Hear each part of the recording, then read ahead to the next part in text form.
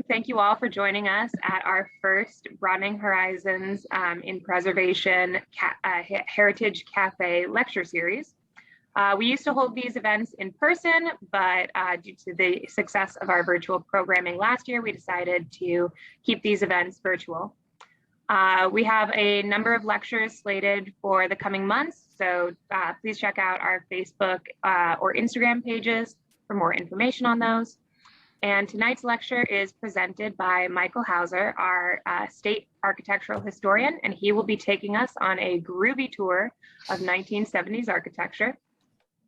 This lecture is brought to you by the City of Tacoma's Historic Preservation Office in conjunction with Historic Tacoma and the Tacoma Historical Society. I am Zoe Scuderi. I am the Historic Preservation Intern for the City of Tacoma. We are joined tonight by Stephen Treppers from the Historic Tacoma's Board of Directors. And Stephen is also a historic preservation consultant and has some experience evaluating and researching buildings from the 1970s. So he is going to be able to contribute at the end of this presentation with our discussion. And that brings me to the Q&A side of things. There should be a Q&A function. Please ask questions. We will be taking those questions at the end and answering them and talking a little bit more about what we just learned. Before we begin, I want to mention that on behalf of the Tacoma Historical Society, there are 2 new exhibits opening up in the coming weeks. One exhibit is called Timber Town, and it looks at Tacoma's early history of wood products, the wood products industry. The exhibit focuses on the changes of mechanization that was brought into forestry in the 1920s and the different related industries that developed in Tacoma as a result. A reminder that the Tacoma Historical Society is also now located at 406 Tacoma Ave South, and Tacoma Historical Society would like to recognize the additional support received from Tacoma Creates for heritage education programs. Before I introduce Michael Hauser, I'd like to pass things over to Stephen Treppers to introduce himself, and then we'll get started. Great, thanks Zoe, and very much excited to be here and listen to Michael's presentation.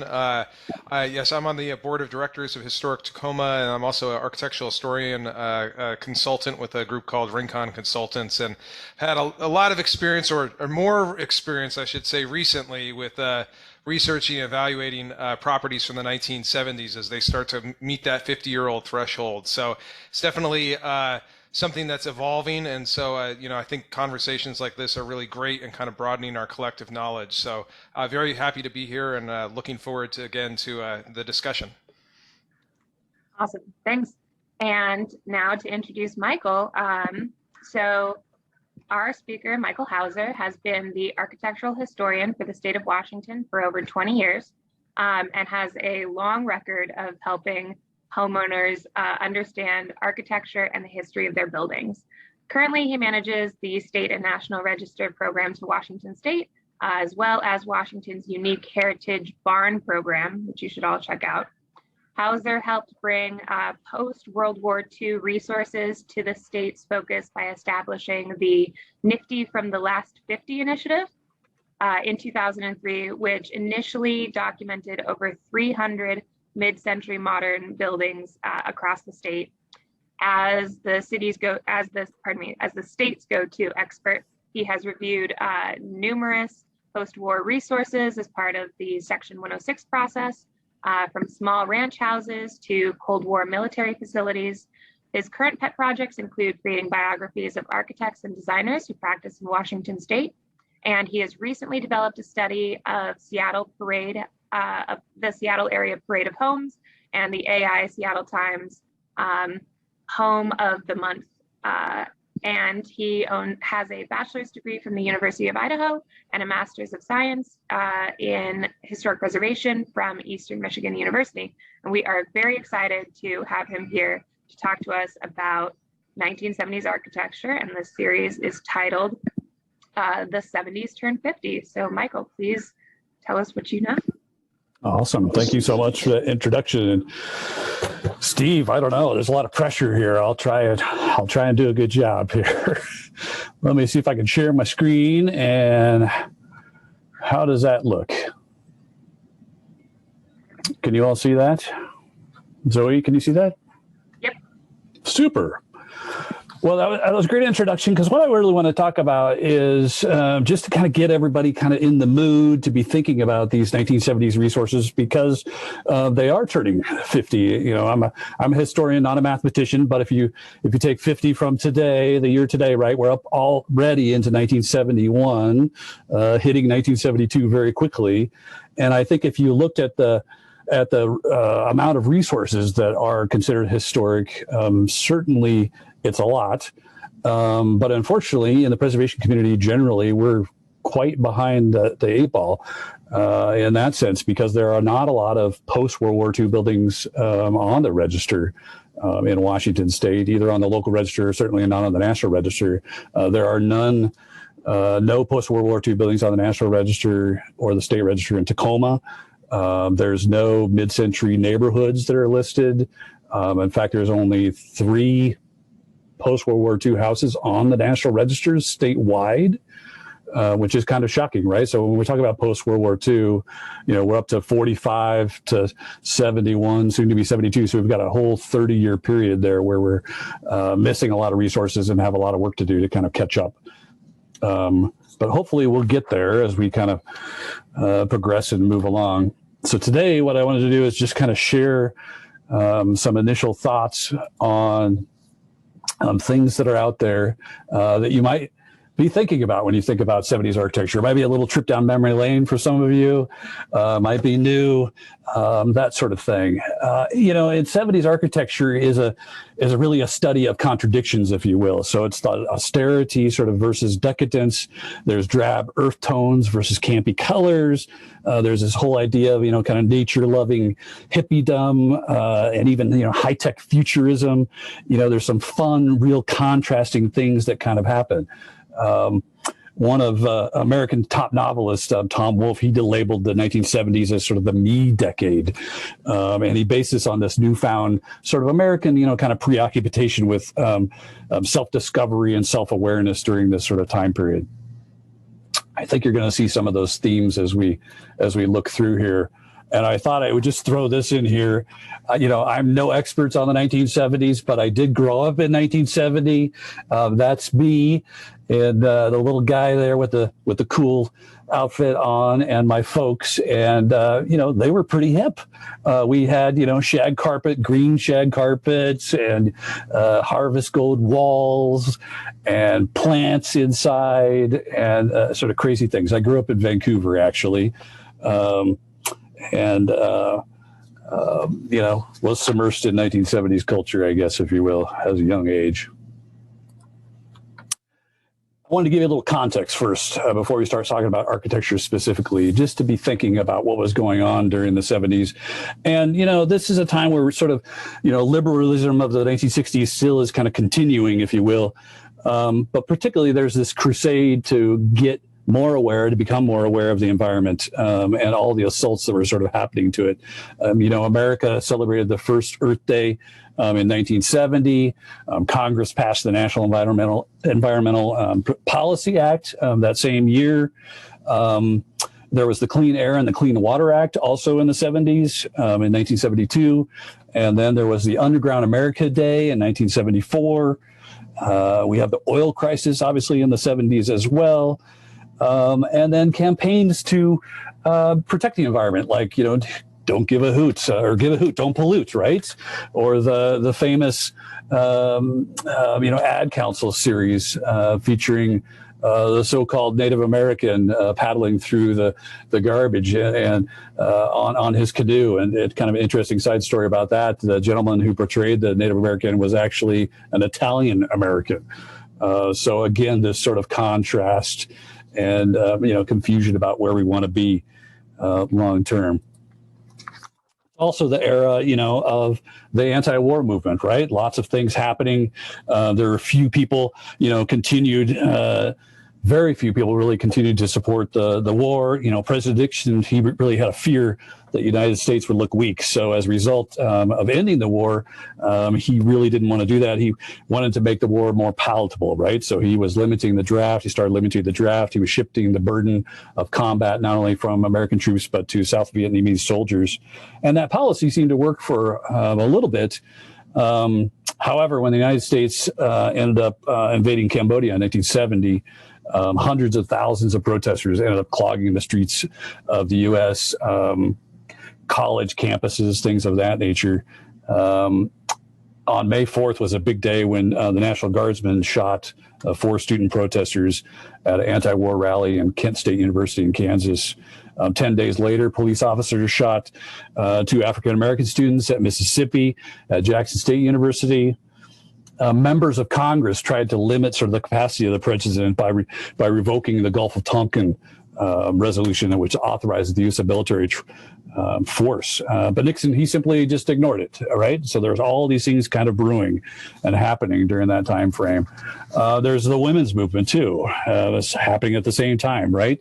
A big group of American feminists came together to fight for equal rights amendments in 1972. 22 of the necessary states actually ratified the Equal Rights Amendment right away, but there were the other states that seemingly sort of left behind and they lagged. In fact, it took another 5 years for Indiana to become the 35th state. They were the last one to ratify the ERA. So alarmed with kind of this idea of these disappointments by women rights activists, they started to create their own way. They kind of began to turn away from politics a little bit. They built feminine communities on their own, built organizations dedicated to feminist things, art galleries, bookstores, conscious raising groups, daycare, women's health facilities, you name it. All these kinds of things are happening in the 1970s as well. In contrast to that, though, we have something, called the conservative backlash, right? So there's this group of really progressive sort of folks, and then there's the other folks called sometimes the silent majority. And they were the ones who really swept President Nixon into office in 1968. They were mostly particularly white class, middle class, working class, middle class whites, mostly after Nixon got elected, he began to disassemble all these sort of welfare things that happened. And of course, that began to foster lots of resentment. The 1970s also saw the uprise of Jerry Falwell, religious broadcaster and minister. He sort of comes to play and creates this moral majority group that's dedicated to, pro-life and pro-family and pro-American, pro-morality. So that's in contrast to these other sort of movements that were going on.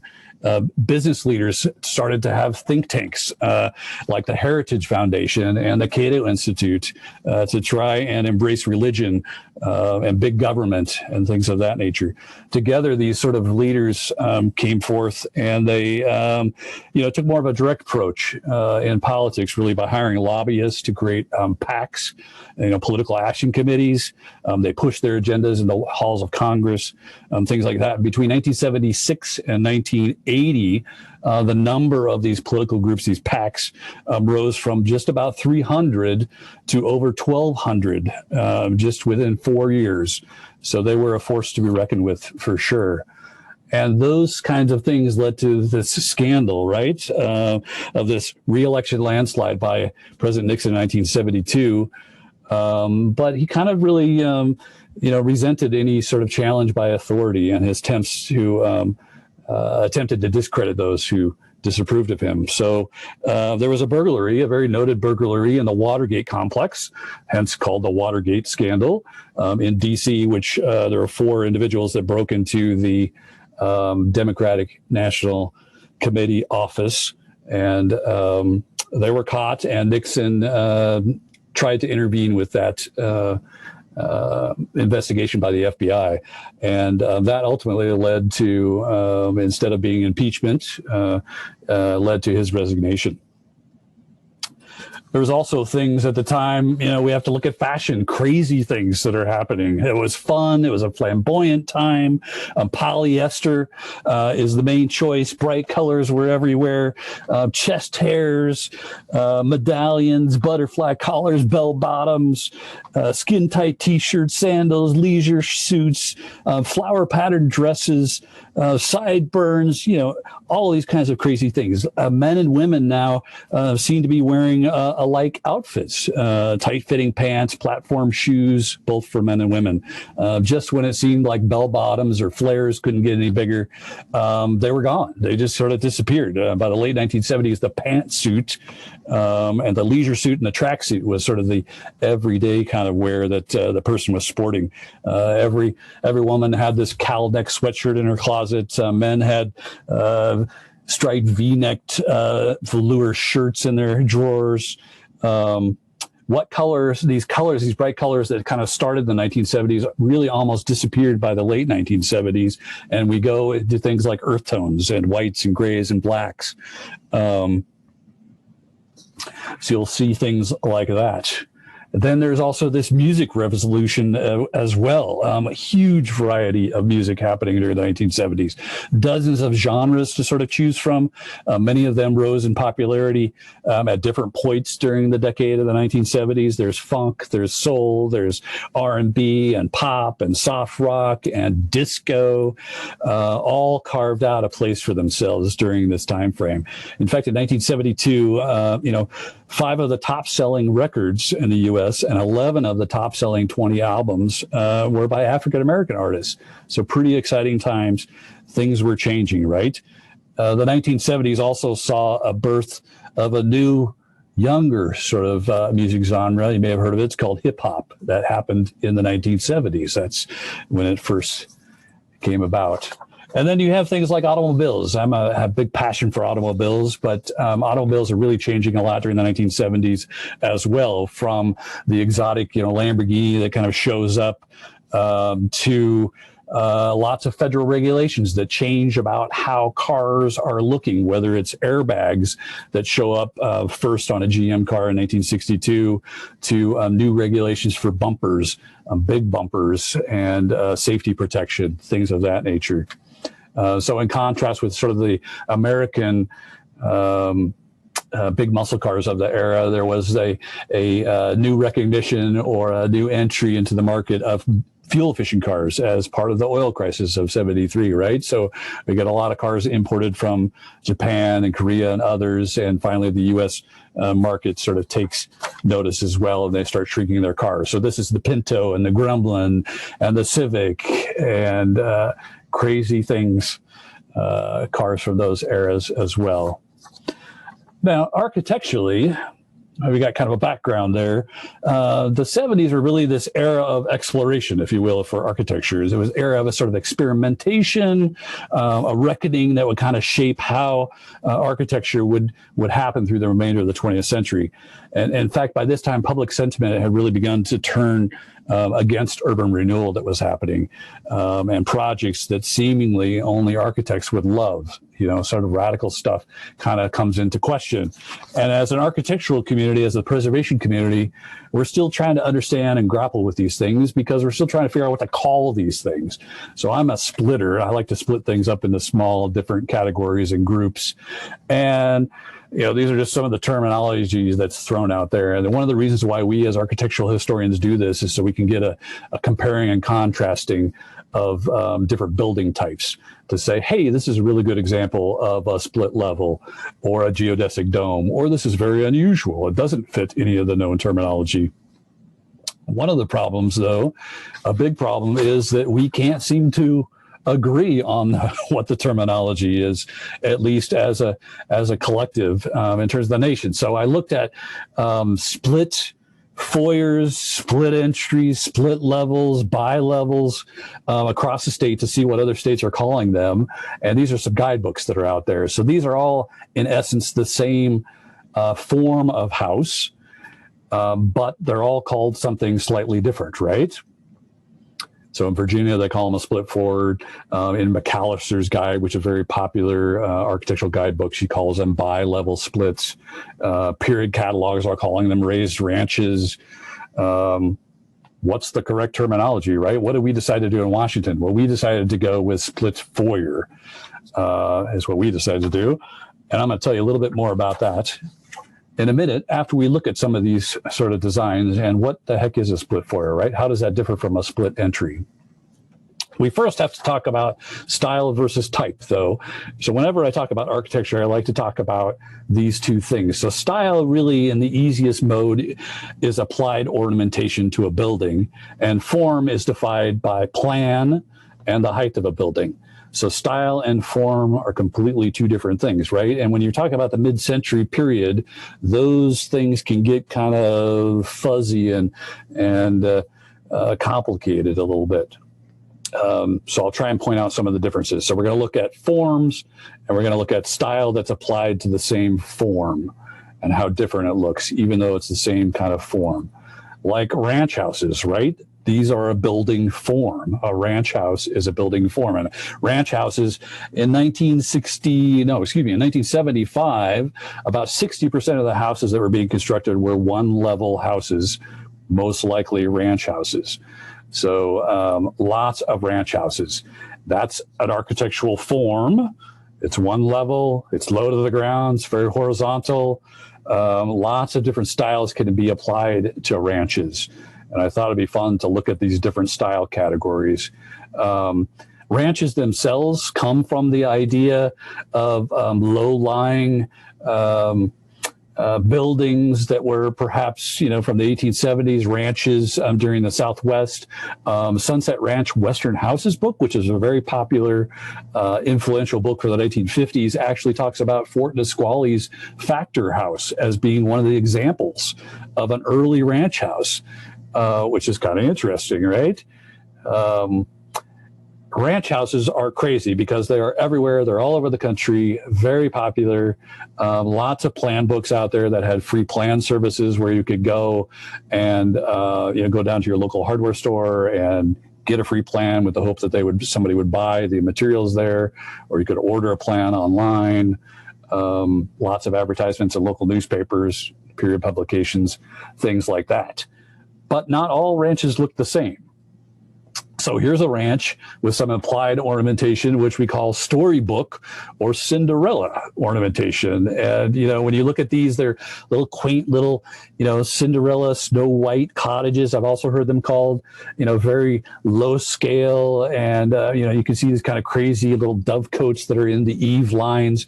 Who thought it was a great idea to bring a bird, into your attic of your house? I guess Snow White did, right? But probably not the greatest idea. So a lot of sculpted barge boards or varge boards where the roof is connected together, brackets, diamond pane windows. Those are kind of storybook houses from the time period of a ranch.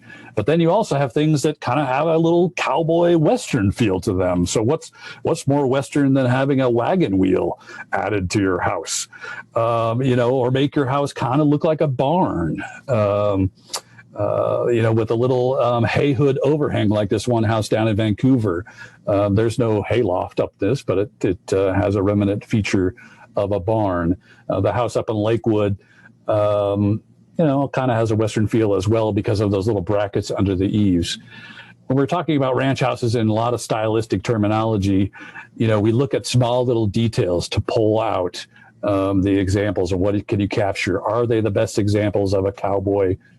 Probably not. There are some other high-end examples out there, but these are the ones that we sort of see in Washington State. Then there's also ranches that have kind of an Asian inspire to them, where they have a gable on a hip roof, or maybe they have little flares at the eave lines that give them that Asian sort of look and feel to them. Panelized outside walls as well. Some great examples all over the state. Some that even are kind of reflective of what Frank Lloyd Wright was doing in the late 1950s of his Usonian sort of aspect of his of his period and his design philosophy. So, these aren't great examples of Usonian architecture, but they have these massive, extra deep chimneys, low eaves where the windows come right underneath the eave line, windows that turn the corners, things like that, which are typical of those sort of Usonian flavors of Frank Lloyd Wright during that time frame. Then you might even have ranches that have a little Spanish flavor. We call these hacienda ranches, where they've got these arches and tile roofs, red tile roofs, and little courtyards and crazy things like that.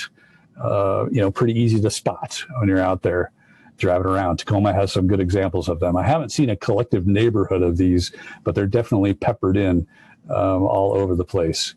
And then there's ones that, have this colonial America sort of thing. And colonial revival is something that, starts way back, in colonial America. We talk about the revival. We typically talk about things from the 1920s. I'm pushing the idea that this colonial revival, which sort of continues today, anything in the post-World War II era, we would refer it to as early American designs.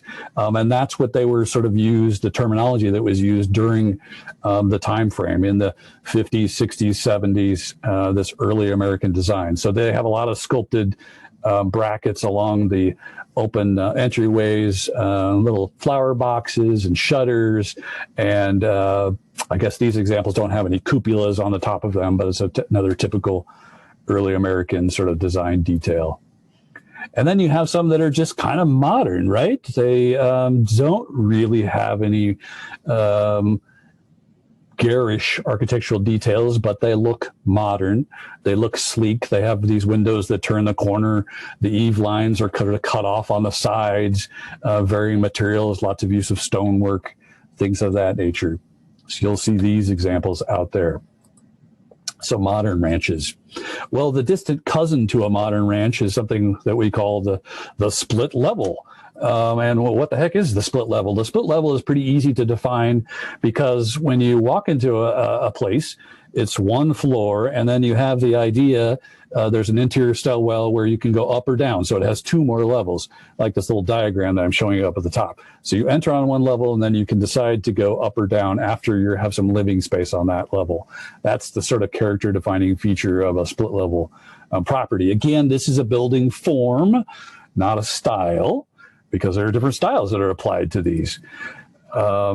And split levels, a lot of people think, split levels are kind of, 60s, 50s sort of places. But in actuality, split levels date clear back into the late 1930s.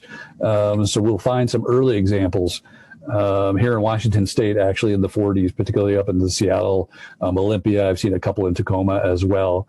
And it was a hot design at the time. Lots of articles about split levels, lots of discussion in newspapers and things of that nature.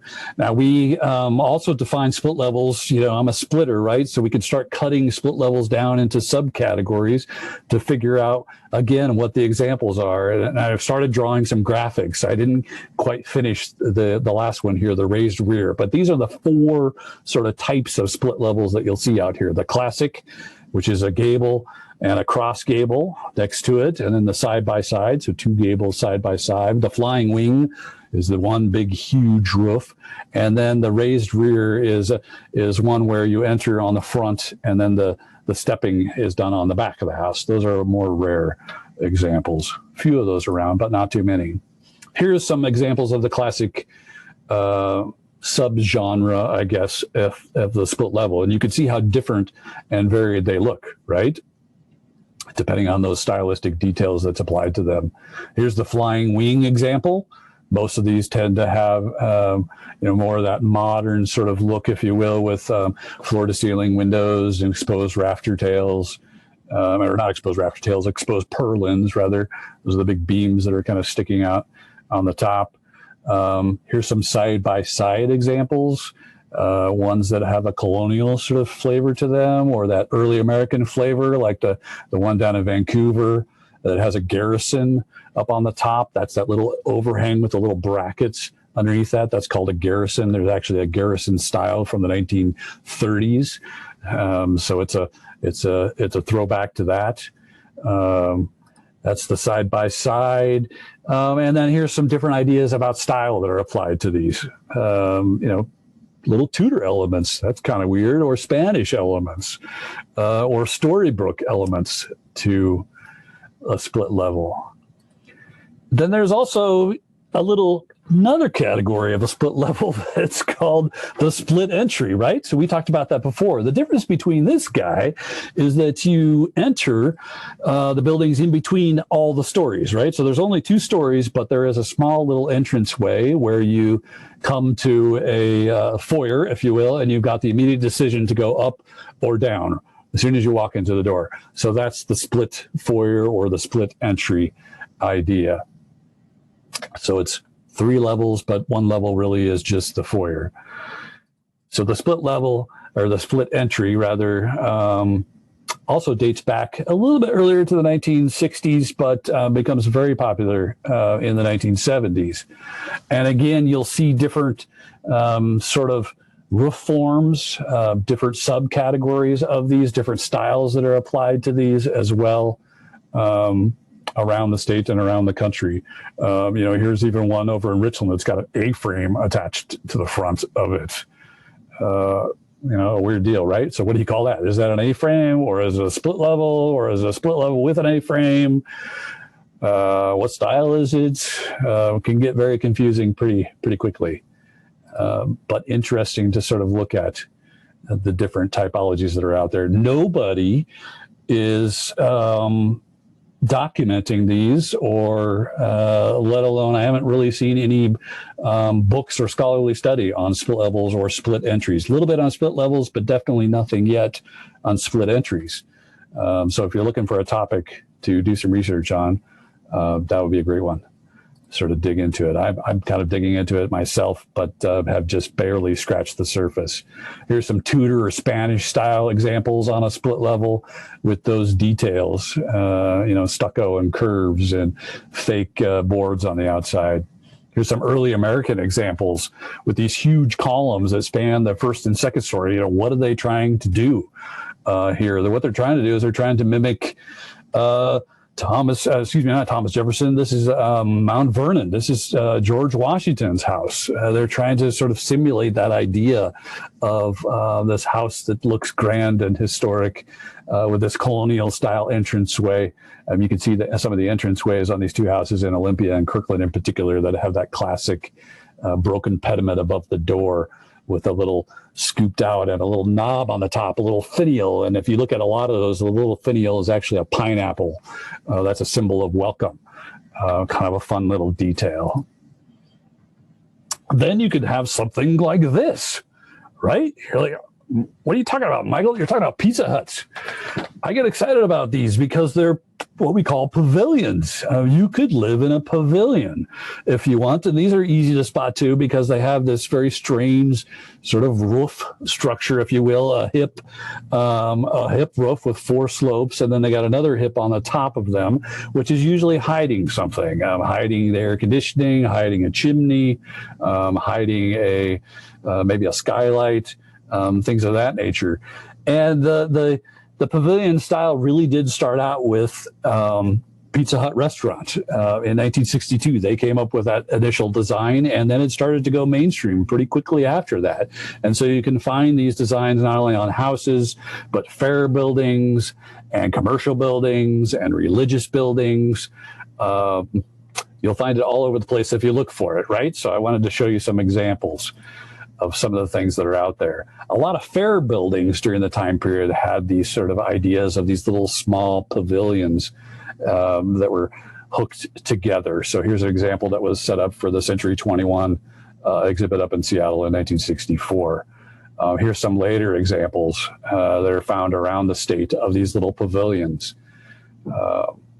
Strange little pieces of architecture. So these are residential examples.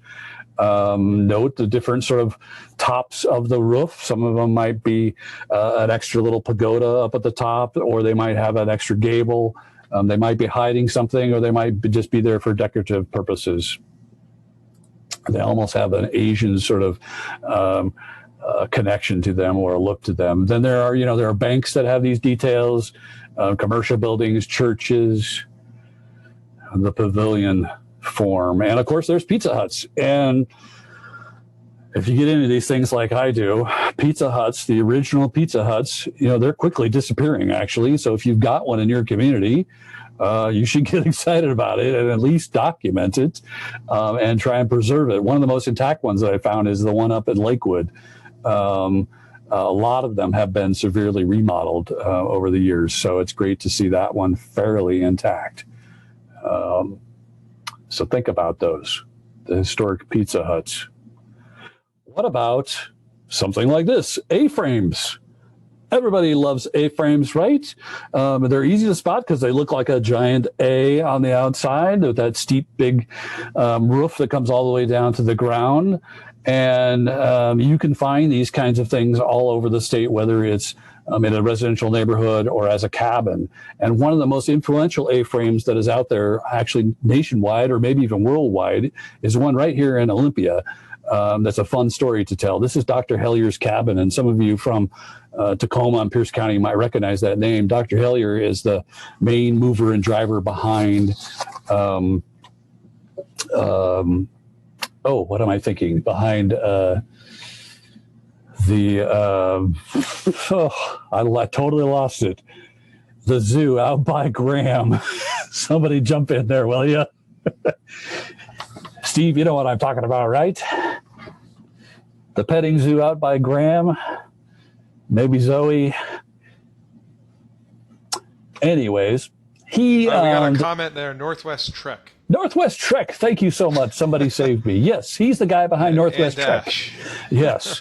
And he's kind of this Renaissance guy, and he decided to go to the Douglas Fir Plywood Company and tell them about his design that he was building. And he said, hey, I'll let you take pictures of my property if you donate the materials for the building. And they went and photographed it, and then they sold plans based on his design literally all over the world.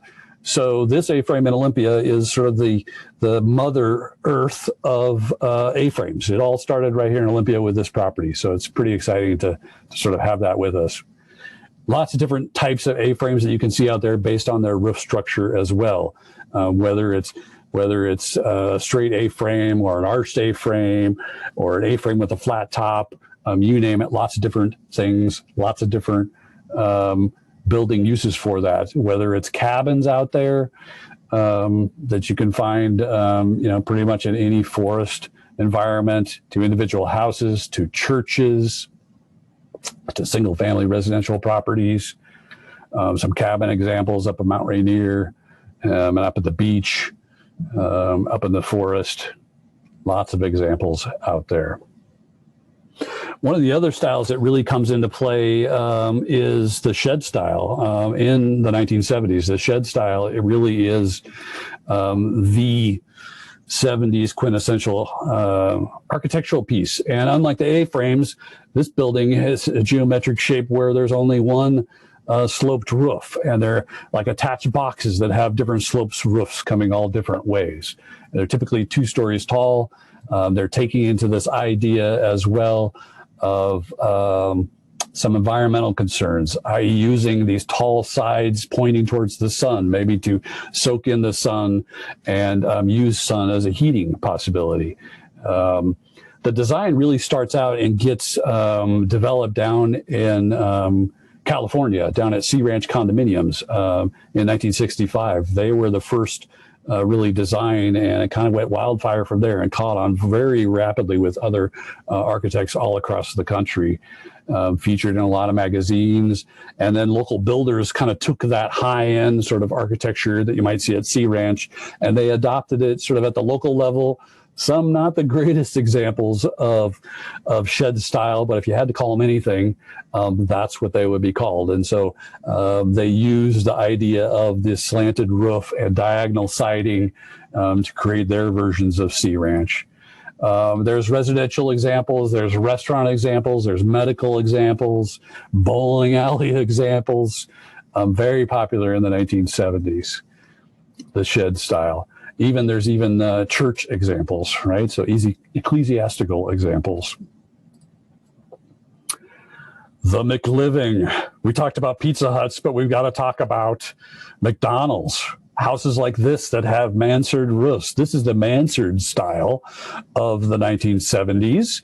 And the mansard is a throwback from to the 1880s, to the Second Empire style. And these are what you see on the McDonald's of the 1970s. This was the new look of the 1970s. And it also went pretty crazy and wildfire, and lots of examples can be found on there on different types of architecture. Some of these have a French kind of colonial sort of feel to them. Others have a very modern sort of feel to them. They're kind of all over the place in terms of if that mansard roof, that second story roof encloses the second floor with a flat top. Sometimes it goes all the way down to the ground. Sometimes it's propped up on a building. Sometimes the mansard has little flared eaves as well. Again, other examples of mansards out there. There's even the one in Bellevue. That's a split level mansard, right? So you enter on one floor, you go in, you can go up and down once you're inside. Living space on that one floor that you enter. And I guess the one down in Vancouver there is a split entry mansard. Lots of residential examples in terms of multifamily examples using the mansard style from the time period as well. And commercial examples too. A lot of commercial buildings were using the mansard as an easy way to cover up their downtown building facades to sort of modernize them during the 1970s. Fortunately for us, a lot of these things have been removed, but you'll find some straggler examples out there of the covering up of the facade with a faux mansard roof in the 1970s as well. I also wanted to talk about Bucky. Do you guys know about Bucky? Buckminster Fuller. He's the guy that is developing this geodesic dome, a new type of architecture. Easy to spot, right? Because they look like, almost radar towers or something like that. They're using these triangular forms to create a sphere shape. And there's all different sort of subgenres of them as well. Buckminster Fuller develops the geodesic dome in the late 1950s, but they don't really start to catch on, at least in a residential application, until the late 1970s and the late 1960s, and particularly in the 1970s, start to show up. And they kind of go mainstream. Buckminster Fuller actually came out to Washington State and did a lecture series up at the UW Architecture School. You'll find these at fair buildings. Epcot has a geodesic dome. Tacoma's connection is pretty cool because they're one of the few communities in Washington State that had a cathedral light dome sales office, where you would go in and order from a catalog your dome, and it would be made in a factory, and then it would be shipped to your site wherever it was, close to Tacoma or somewhere else in the state. This is a period catalog, and I do have a photo in here of the sales office in Tacoma. Couple slides here. So here's some examples of how different these things can look, but they all have those character defining features of the wood triangular form. They can also be metal as well, but typically the ones that we see here in the Pacific Northwest are wood. The insides are just as funky as the outsides, for sure. Here's some metal ones. There's the geodesic cathedral light dome office in Tacoma. That's over by Tacoma Mall. So it's still there. I think it's being used as a church now. And of course, the biggest geodesic dome, maybe some people don't consider it a geodesic dome, is the Tacoma Dome. A little bit later than the 1970s, but certainly conceived in the 1970s. It's actually the largest geodesic dome, wood geodesic dome in the U.S. So that's kind of a cool feature. The Micro Dome Bingo Hall up in Milton, outside of Fife there, is one that's built out of fiberglass. So another weird one close by. what about living under the earth? Who thought that was a good idea, right? These are earth shelters, things that are actually built into the ground or on top of the ground, and then earth is scooped over the top. Another kind of classic, sort of 1970s type that you might find out there. And very, very starts to be popularized in the 1970s by a guy named Malcolm Wells. He is very influential in pushing his ideas about earth designs and how sensitive they are to the environment. There's new magazines that come out. There's lecture series, that's traveling lecture series. These kinds of houses show up at home fairs and things like that, where they do a sample model or a piece of an earth shelter to try and get people excited about building their own earth shelters. So here's an advertisement of a lecture series by the Washington Aggregates and Concrete Association up at SeaTac Motor Inn to try and teach people how to build an earth shelter. I found this map in one of those earth shelter magazines that kind of shows the location of earth shelters. We don't really know where they are. There's very few that are recorded. Tough to see because they kind of blend in with our built environment. But as you can see from Washington State, there are dots in Washington State. There seems to be a greater number over on the dry side of the state, but we certainly have them here in Western Washington as well. Here's some examples of how different they look, depending again on sort of if it's a full earth shelter where the earth covers the complete roof, or they're just using earth shelter on the side to sort of get those energy qualities to the building as well. And notice they all have a different sort of stylistic characteristic to them as well. Some of them look very modern. Some of them look very, Hobbit-like. Some of them have a Asian sort of theme, like the Rice Patty restaurant up in Seattle. Different sort of design details as well. And the last 70s thing I wanted to talk to you about is a new sort of passion of mine. And I know my wife's out there. She's probably laughing at me because I'm trying to get her to, when we drive around, to go into mobile home parks. Because they're an interesting typology, something that really hasn't been studied very well, but they're coming into their own in the 1960s and the 1970s, particularly in the 1970s, because we see a change in the design based on the size of a mobile home. So in 1974, there was some legislation passed, not only here in Washington State, but nationwide, that allowed for the infamous double wide to sort of happen. So now you could put bigger double wide buildings driving down the street, right? So you cut it in half, but now you could go from a 10-foot to a 14-foot. And that would allow you to get the double wide. So I like to look at the earlier ones, these single wide ones. They're sort of fun and crazy. You can look at some of the details of them and figure out where they were built, because they're all factory built, right? You can also look at not only the design of the mobile home itself, but sort of the bird's eye view and how the mobile home park is laid out. There's some pretty interesting mobile home parks out there as well. Things that are, done in the round, or how they're arranged on the ground. You can look at the details and figure out who the builders were. So here's just a compilation of some of the builders out there. There were factories right here in Washington that were building mobile homes that were specific to Washington State. So that's kind of fun to sort of see as well. So we need to kind of think about those. I'm going to finish up with what I think are the 10 sort of top, kind of design details from the 1970s that are out there. It's just kind of a fun thing to sort of look at. There's so many more, but these are ones that I thought would be fun to look at. So the number one is what I call Shag Fest, right? So at one time, shag carpets, in the 1970s, they came in all kinds of colors that are almost laughable by today's standards, right? So we get shag, those long, loopy, these eye-watering sort of hues from lime green to oceanic blue to acidic orange, impossible to clean. We had shag carpets, which I mentioned at home, and I remember many times that my mom's like, hey, we're having company, go rake the carpet. And so you had the carpet rake. The heck with the vacuum cleaner, you just raked the shag carpet that looked like it was vacuum, but you didn't actually vacuum it, you just scraped it. And they had, specific shag rakes. So we just had a regular rake because we were too cheap, I guess, but shag carpet, it's everywhere. Long shag on the stairs, on the walls, on the ceilings, in the bathroom. Shag carpet is everywhere.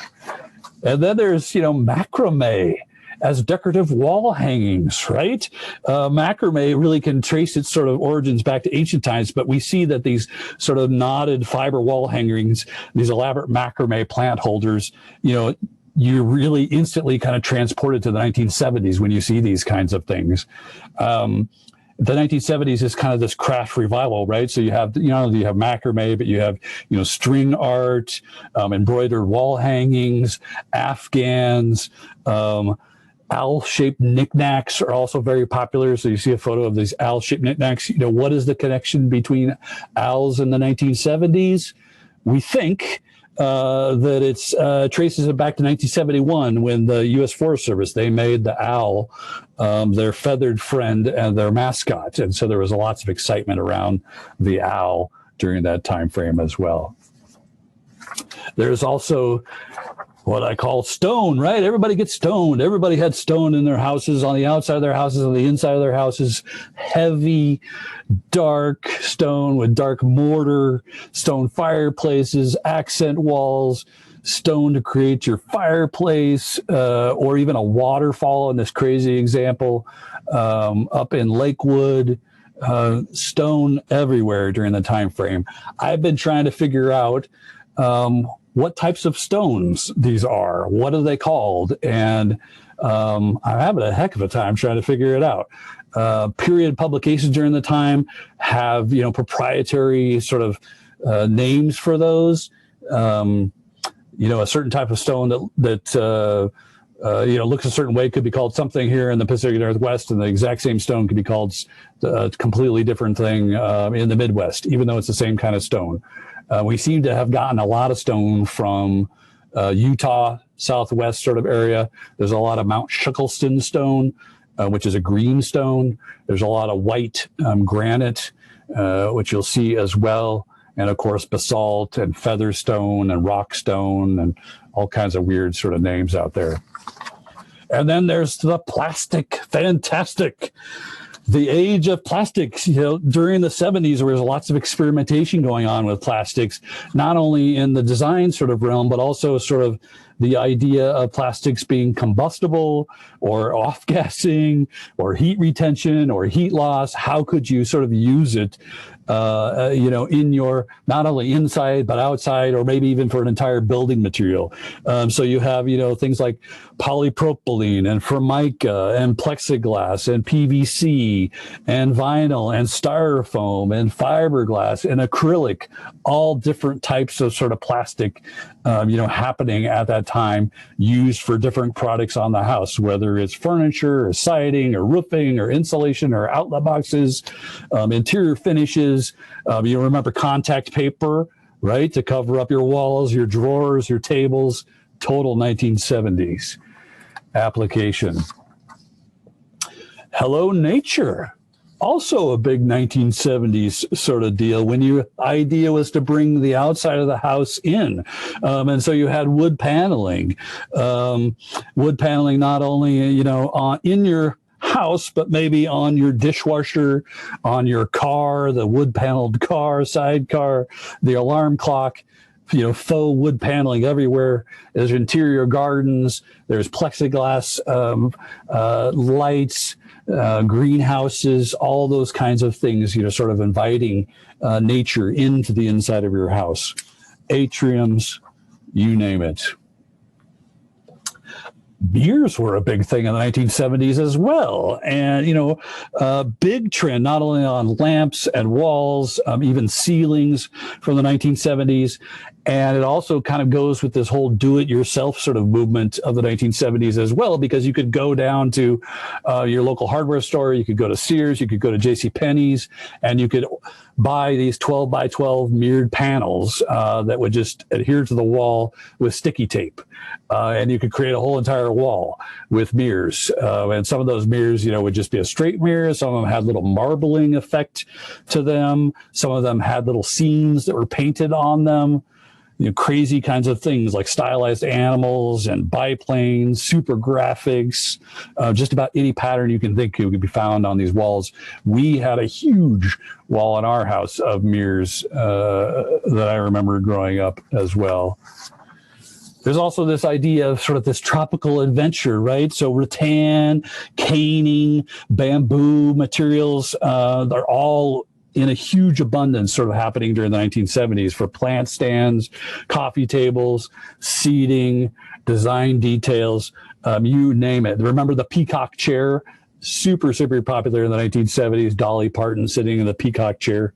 Now, while rattan was really popular in canings, wicker, those kinds of things are different things, right? So rattan is actually the material itself. Rattan is the material. Rattan is a solid sort of reed. Unlike bamboo, which is hollow, rattan is actually solid. So you can make lots of nice solid furniture with rattan, and wicker is the weaving of the rattan. So that's the difference. So rattan is the material, the wicker is the technique of weaving things together, weaving the rattan together, or in this case, strips of rattan, right? Or bamboo or grasses or things like that. Also super popular during that time frame. Phony cologne. We talked about these early American sort of designs. You can call these early American. You can call it bicentennial chic. The colonialization of America continued into the 1970s and really took off with the bicentennial of America in 1976, right? So we were commending the 200th anniversary of the Declaration of the Independence, the revolution in very different ways. And, the furniture might be complete a takeoff of an exact replica of something that you could find during colonial America from the 1700s, or it might be a big sort of departure and just have a little American eagle slapped onto the outside. Everyday objects were used and, called early American. I love the one that says, no kidding, an early American air conditioner. It looks like it has louvered vents on it right there in the middle.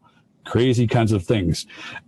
People were excited about this sort of nostalgia era, right? They seem to be permeating from sort of American culture in general, from these fashion trends to movies, American Graffiti, television shows, Little House on the Prairie, Happy Days, the Waltons, all kind of hearkening back to these early days of American life, better days of American life. And of course, there's color. Lots and lots of color during the 1970s. Early, it's bright, it's flamboyant. In the later the 1970s becomes more subdued, more of those earth tone colors. So there's, everybody knows the harvest gold and the avocado green and the warm sand colors, the brick, the rust, the burnt orange. Those sorts of things start to appear in the 1970s. On just about everything you could get in a color, right? So sinks, toilets, bathrooms, kitchen faucets, everything came in a color.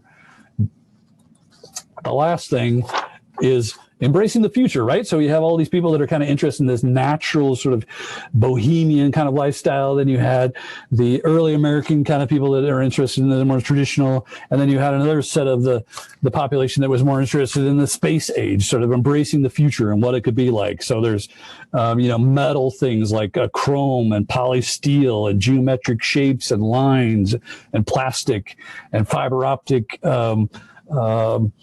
lights and lava lamps, those sorts of things begin to appear as well.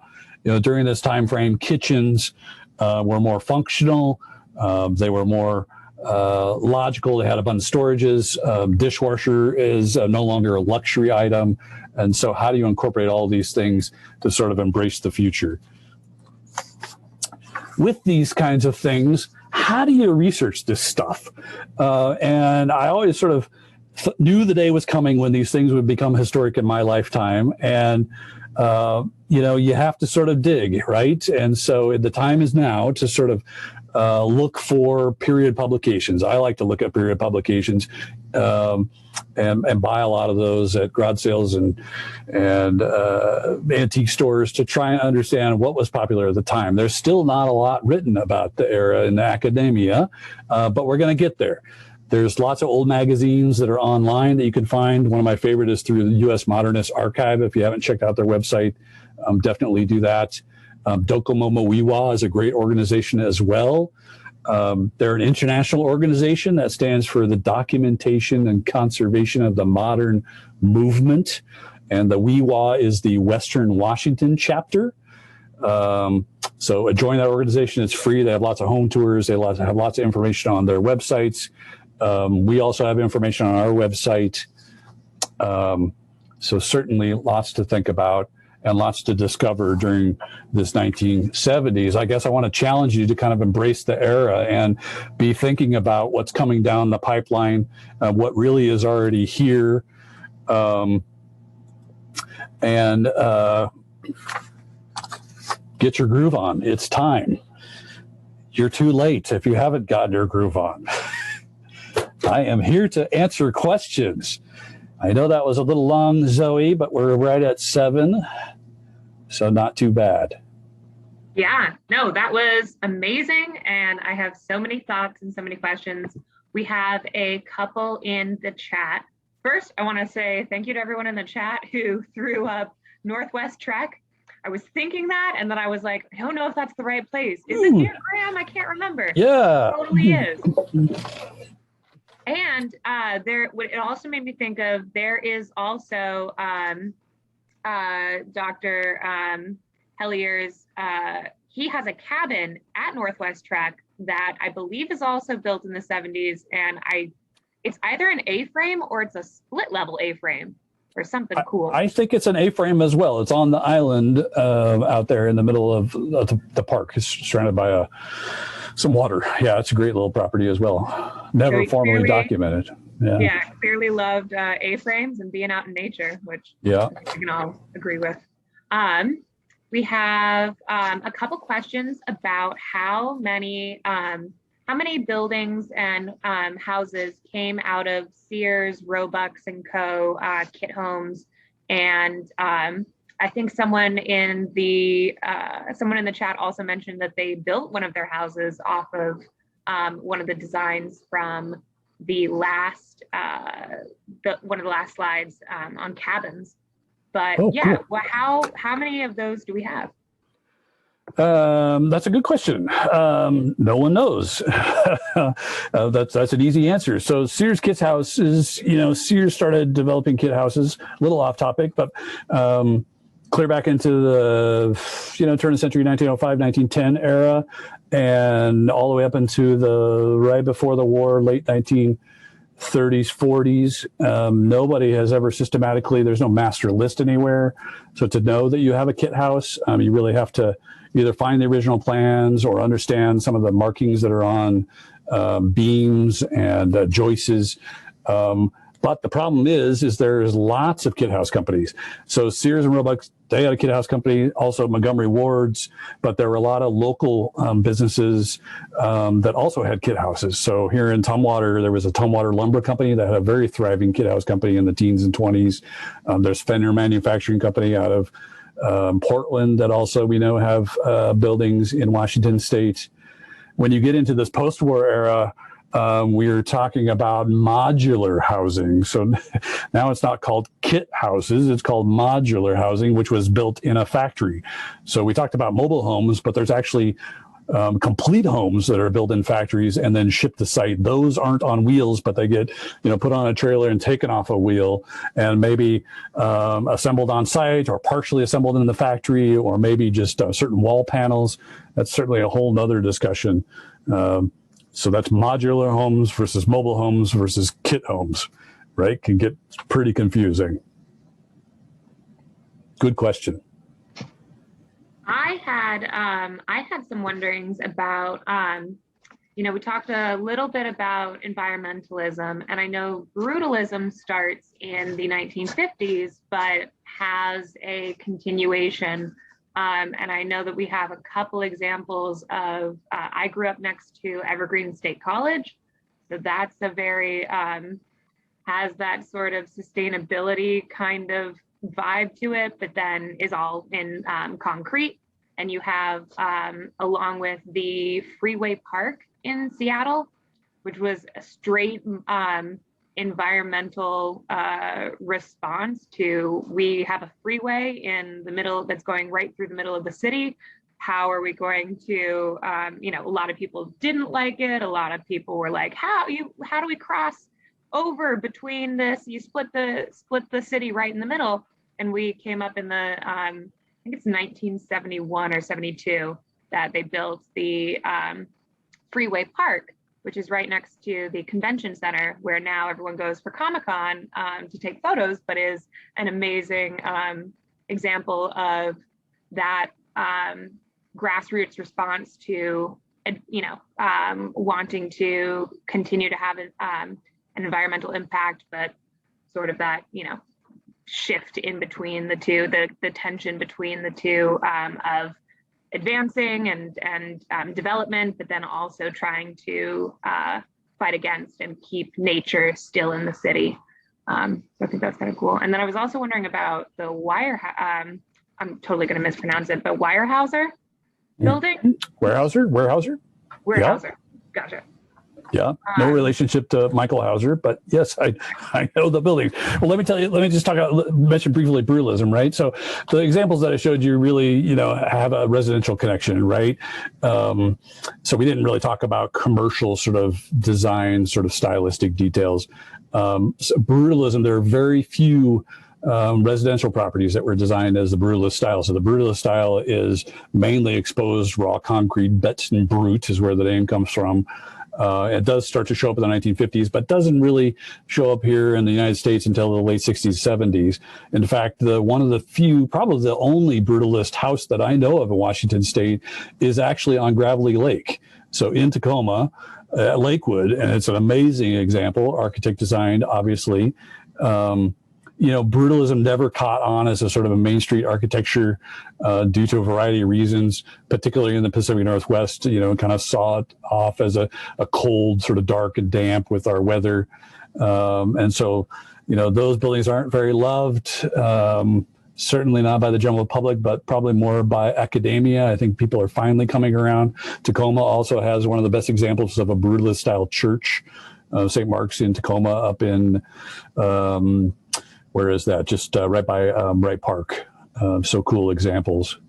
The Weyerhaeuser complex, you know, is it brutalism? Is it not brutalism?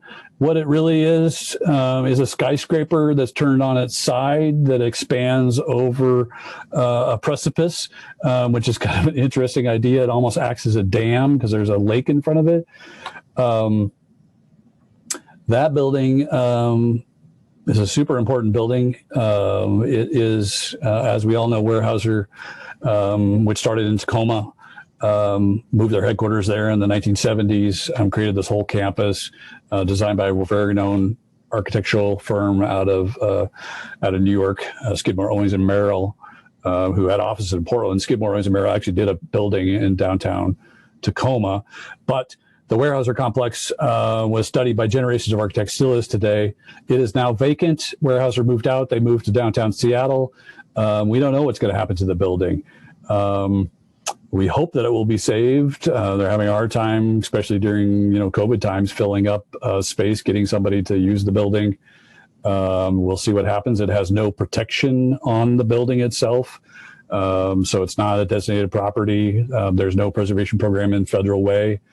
It's not on the National Register. It's really just the will of the owners, whom we have talked to, and they are interested in preservation for sure, but they do have some different ideas about the campus, which are in contrast to some of the ideas that the local community has. So they are a business. So they will be, it was really more of a large campus. They will be cutting off some of the pieces of that campus and doing infill, which may or may not affect the integrity of the campus, but it's definitely going to change. So we're at least hoping that they can save the main building and sort of the view shed that you see from the freeway. So those of you that don't know, this building is at the intersection of I-5 and what is that? Is it 510 that crosses over into Auburn? It's right above 5, or right around 5. Yeah. So great building. Do we know That's a who whole the owners nother are? lecture. Excuse me? Yeah. Do we know who the owners are? That's a question in the comments. We do. It's a development firm out of California. Cool. Nice. Yeah. I was going to add to that. I almost feel like it reminds me a little bit of the Earth shelters. I mean, not, same exactly, but it kind of has that integrated with the landscape feel, which I think is kind of, obviously one of those features of the Earth shelters. And I really enjoyed your discussion of those. And, one thing that came to my mind is just how many of those are left? Like, how well are they standing up? Like, I would think that they would have structural issues, being somewhat buried or having landscape elements literally enveloping them, that they must have, particular issues, weathering problems that other buildings might not have. So I wonder, just kind of like from your research, are they less common or becoming less common because of some of those issues and concerns? Yeah, good question, Steve. People are still building them today. In fact, I know of one that just went up outside of Wenatchee. And so, with today's sort of building technology is a lot different than it was in the 1970s, right? So a lot more concern, a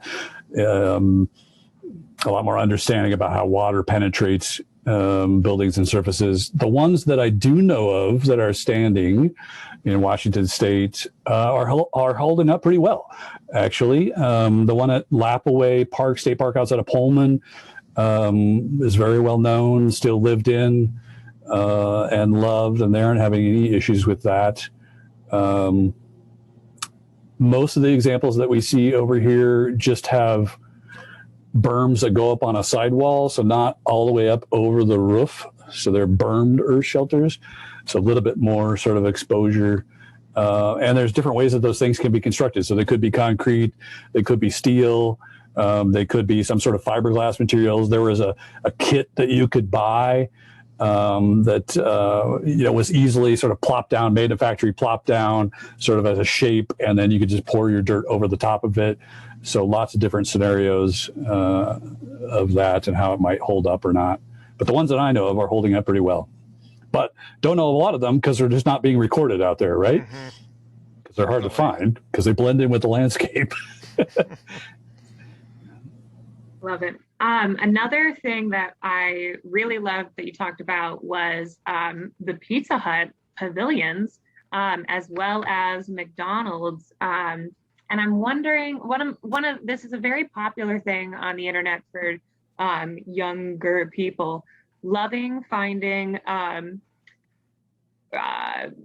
chain restaurants that are time capsules of a certain era. And I'm wondering, you mentioned the ones that we've seen, but how is preservation going for these places? Is it something that, is more easily able to happen because it's not residential and it's commercial? Where are we with a lot of those buildings? Are they just things you just happen to have to find? Yeah, good question, Zoe. I would say that it's not going well because so a lot of these buildings are franchises, right? So they're not owned by the corporate giant, but they do get funding and help from the corporate America, not only restaurants, but things like automobile dealerships, and you get incentives for updating your buildings, right? So, for instance, I know that there was a Ford dealership up in Everett that recently it was totally intact. It was in the round, or it was a Dodge dealership actually. But anyways, they were not able to get like one of the newest models of cars because they had an old showroom. And so once they remodeled and brought it up to speed, they now are allowed to sort of carry that new automobile.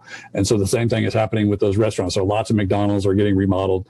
The one in Olympia completely got demolished down to bare ground, and a new McDonald's went up. There was nothing wrong with the old one, but new is better. No, did I say that? No, new is not better.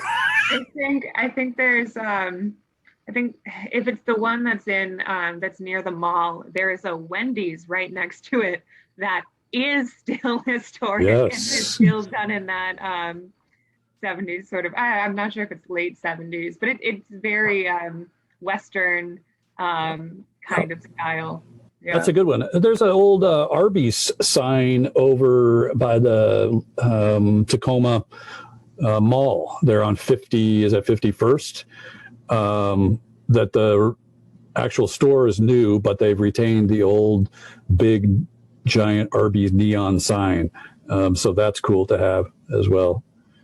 I was going to add to that. I think it's also a hard pill to swallow for a lot of people, that the idea, I mean, by nature, fast food restaurants, I don't think people are thinking of them as, high style architecture, or kind of even interpreting them or thinking of them as vernacular architecture in that way. They're so many people, it's just a fast food restaurant. So I think the idea of, I love the old Taco Bells that have the kind of mission style roof form, and you can still see those even when they've been repurposed for another restaurant.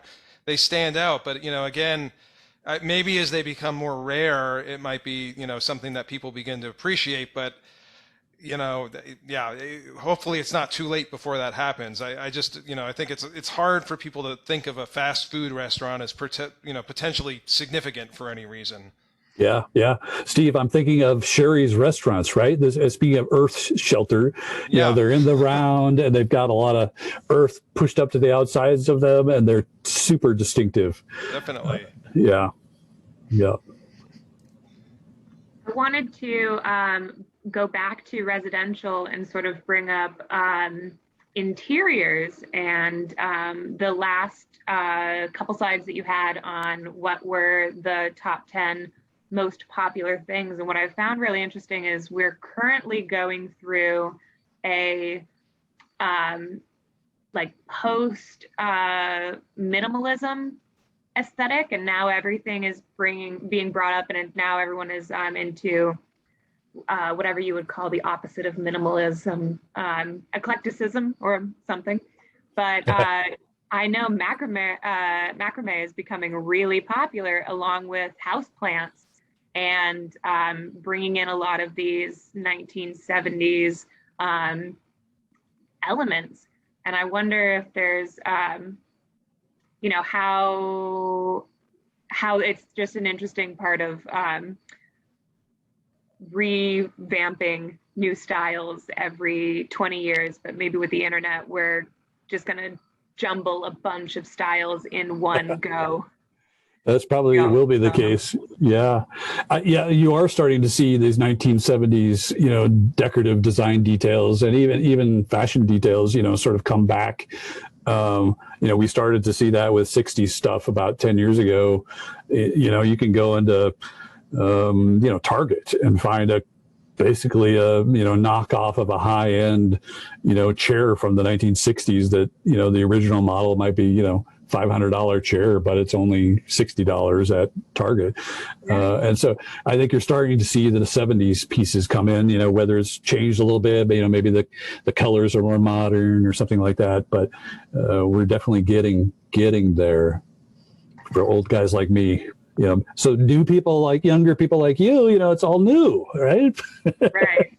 Well, I think that's the part with 70s architecture that has the hardest part, is that, there are a lot of things that people really, really love about it, but then there are also a lot of things that people hate. Like, a lot of people don't like shag carpet, or I was thinking about wood paneling.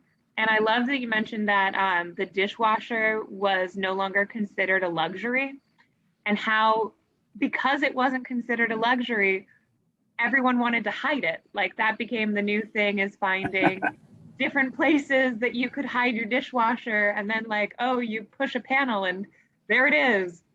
And all of those different ways that comes about, and that difference between modernism, and then, what would that be? Homeliness? I don't know. Comfort, and what you do and don't want to have shown. Yeah, well, preservation in general, right? You can't preserve everything out there. So our job as preservationists is sort of, to look for those, to start out with those sort of landmark examples, and get those recognized, get those documented, raise the public profile, celebrate the history of those, and maybe we'll start to filter down not only in the collective consciousness of everyday architecture and preserving some of those examples as well, but we need to kind of get there. And I would say we're not there because we're not even doing a good job preserving, 50s and 60s architecture. So let alone 1970s. We got a long ways to go, a big catch-up game. So hopefully we keep doing, things like this just to get people a little bit more aware, and hopefully people will become a little bit more active out there and speak up for buildings that they love out there, because things are getting demolished every day without any sort of public outcry, for sure. Yeah. Well, and definitely if anyone has any 70s elements in your home that you were thinking of ripping out, maybe think of some other, maybe you have seen a new light and can find some joy and love and beauty in some of these things that you grew up in them. So then there's this level of like, I don't know if I want to bring that back, but we definitely are finding a lot more of that coming about. What time are we at? I'm wondering if there are any last questions that anyone wants to throw into the chat, and then Stephen, if you have anything that you thought about that I don't know, you have any questions for, or Michael, any last things that... I guess I was curious, Michael, like your thoughts on, it's so interesting to me, the context that you provided and talking about all of the larger kind of political and cultural things that were going on during the 70s. And I'm curious what you think perhaps the most prominent architectural elements, responses that may have come out of that. I think of the 60s and, obviously the futurism and the new modern materials in the space age and all of this stuff coming out of World War II. And then it's interesting in the 70s that there's almost this kind of, with the environmentalism and this embracing of nature in a way that seems kind of a response or reaction to that in some ways. But yet there's still these futuristic materials like you were showing with, plastics and things like that. So it's almost a kind of one foot in the future, but then kind of moving back to the past. And I don't know, it's kind of a thought question. I'm just curious if what you kind of think is the most kind of unique thing about the 70s in that sense versus like the 60s, and obviously the 80s we haven't gotten there yet, but kind of what the response is of the cultural, political, everything of the 70s that we see in the architecture. Wow, that's a deep question. Sorry to end on that here. I don't know. I think there's so many, that's the beauty of the 1970s is there's just this big, huge contrast between even in today, right, of those higher end sort of architect designed buildings and their visions of these architects to what everyday people are living in or working in, or what builders are building, and how those things get watered down is where my interest sort of lies. So where are the high examples, and then how do they become sort of mainstream? And I think, I think of fun things, architecturally, like, sunken living rooms and, where did it start and why didn't it catch on? The conversation pit of the 1970s and 60s, ends up sort of being the sunken living room of the 80s and 90s, right? In a bigger sense, not a small little area just for the couch, but the whole entire living room. So there's details like that are sort of fun to explore. And I'm just cracking the surface myself, trying to get ahead of the curve before we have the National Register nominations that come into play. And I am not the expert by any stretch of the imagination.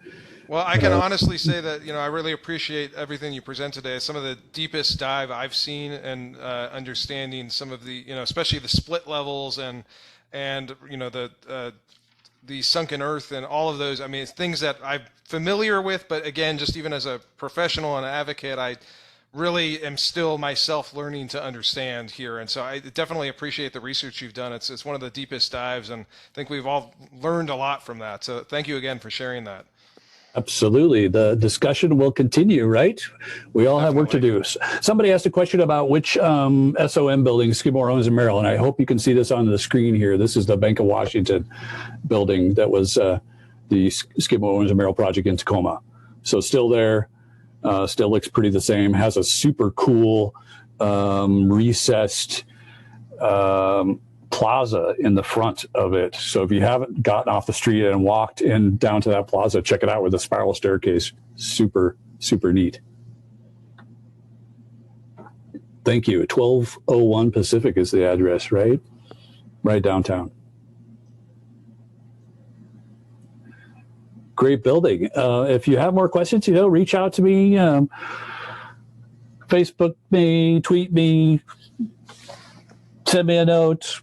You name it. I'm obviously way up on the technology. Call me. I work better by email, but more than happy to talk individually about certainly 70s architecture or anything else that you might have interest out there. I'm here to help, and I'll answer your questions if I can.